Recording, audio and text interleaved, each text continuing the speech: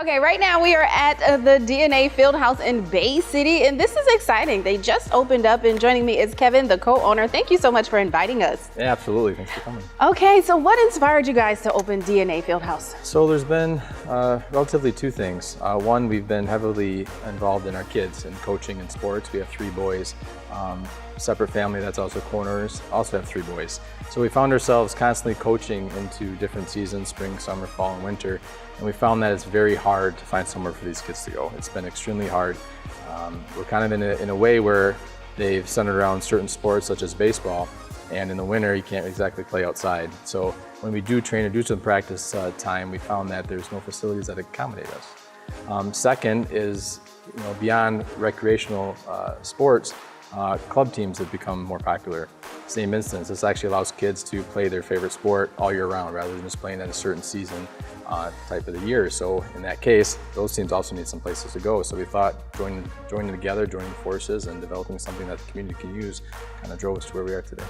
Kind of explain, what's required to even, give kids that opportunity to have the space to practice for baseball, as you say. Sure, so what we do is we actually have through our website, we have membership forms. So primarily our capacity is set for teams, soccer, baseball, softball, etc.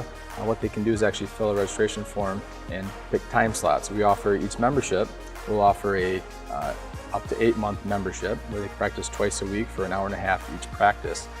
That drives the cost down, that increases our capacity here to keep us full and occupied. So what we'll do is we'll allow the team manager to have a code to the facility. So it's not an operation that we run primarily with staff, but you'll have a key code to come in, use all the equipment for that hour and a half that we supply, and that's baseballs, pitching machines, soccer goals, equipment for agility. And then we'll also allow camps. So we're going to plan on doing a lot of camps coming up as well this fall and in the spring and summer. Well, why do you think places like this is even more important? Because, like you said, they didn't have spaces in the wintertime, but I would imagine it would kind of discourage them from continuing the sport just because they didn't have the space.